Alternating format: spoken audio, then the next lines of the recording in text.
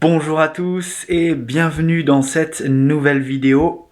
J'espère que vous allez bien car moi je suis en pleine forme. Aujourd'hui, vidéo courte mais efficace.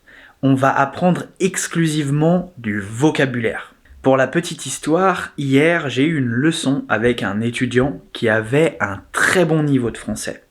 Mais il avait des difficultés avec le vocabulaire de la vie quotidienne. Vous savez, toutes ces petites choses qui nous entourent dans notre maison. Je vous donne un exemple. Est-ce que vous connaissez le mot français pour ça? Ou même ça? Ou encore ça? Eh bien, pas forcément. Donc si c'est le cas, restez avec moi dans cette vidéo.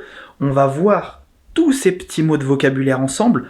Je suis dans ma cuisine, donc on va rester avec les mots de vocabulaire de la cuisine.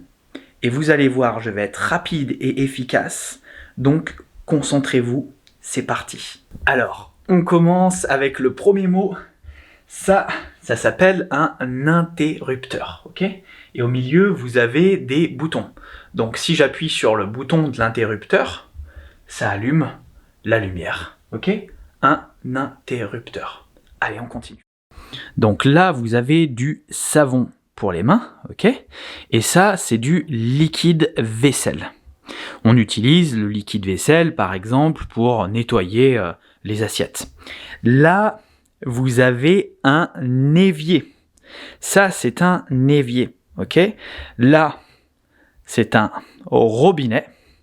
Donc ça, c'est un robinet. Et ça, c'est un évier. Alors, attention, ne confondez pas évier et lavabo. Vous avez peut-être entendu ce terme, un lavabo. L'évier est dans la cuisine, généralement il est en métal, et le lavabo, il est dans la salle de bain, et généralement il est en céramique. Donc voilà, évier et lavabo, c'est différent. Ça, c'est la magie du français. Ensuite, vous avez ce qu'on appelle une éponge, ok? Une éponge. Là, vous avez une brosse, donc une brosse, ok? Avec l'éponge, on peut éponger des choses, ok? On éponge, ou on peut aussi laver. On continue. Donc là, vous avez des plaques de cuisson. Il y en a deux. C'est des plaques de cuisson électriques. Il existe des plaques de cuisson en vitrocéramique ou des plaques de cuisson à gaz. Ça dépend. Et vous avez même dessus une casserole avec à l'intérieur des endives. Ça n'a pas l'air très bon comme ça. Là, vous avez du sopalin. Alors, le sopalin, on l'appelle aussi essuie-tout. Sopalin, ça vient du nom de la marque qui a créé ça. Donc en fait, le nom de la marque est rentré dans le vocabulaire des Français. À ne pas confondre avec le papier toilette. C'est quelque chose de différent.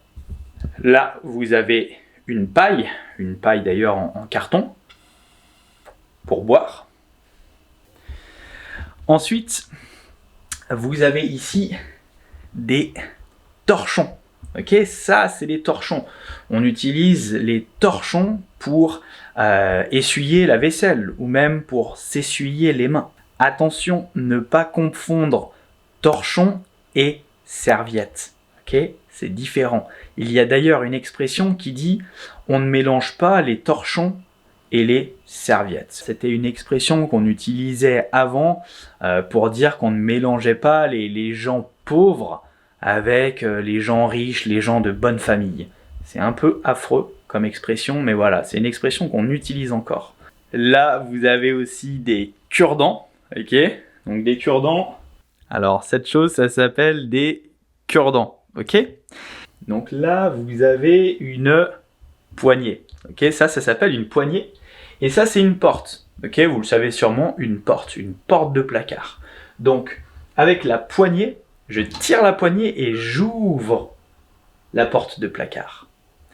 On va pas voir aujourd'hui les ustensiles de cuisine et tout ça. Ça sera trop long et ça sera le thème peut-être d'une autre vidéo. Ok?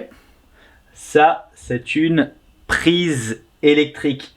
Attention, ne pas mettre ses doigts dans la prise électrique, sinon on est électrocuté. Ok, donc c'est une prise électrique, on peut charger son téléphone par exemple, ou même brancher quelque chose. Ok, là vous avez un jeune lion ou un tigre, c'est moi quand j'étais plus jeune, c'est un petit souvenir, j'en ai un petit peu honte, mais voilà. Vous avez aussi ici un four, on l'ouvre à l'intérieur, il y a une viande qu'on va manger à midi. La viande, elle est dans le four, ok? Alors ça s'appelle un frigo ou un réfrigérateur. Le frigo, c'est le nom de la marque, en fait. Je vais pas rentrer dans les détails de ce qu'il y a à l'intérieur, mais dans les frigos, il y a souvent deux parties. Le congélateur, ici, ou le réfrigérateur. Donc le congélateur, c'est la partie très froide, et le réfrigérateur, c'est la partie où on met un peu tous les ingrédients. Ok ? Et là, ça par exemple, ça s'appelle une corbeille. Alors ici, on a mis des pommes de terre dans la corbeille, et même des oignons, plein de petites choses dans cette corbeille. Ok ? Alors, là, on a un micro-ondes avec des boutons, ok, des boutons à tourner. Oh mince. Là, vous avez ce qu'on appelle un tiroir. Donc, on tire le tiroir et on pousse le tiroir, tout simplement. Et là, vous avez une poubelle. Ah, une belle poubelle. Voilà, je vous avais dit que ça serait rapide, c'était rapide. Dites-moi dans les commentaires si vous avez appris du vocabulaire. Et puis dites-moi si vous avez aimé cette vidéo, peut-être que j'en referai d'autres. Abonnez-vous à la chaîne si vous voulez continuer à progresser en français.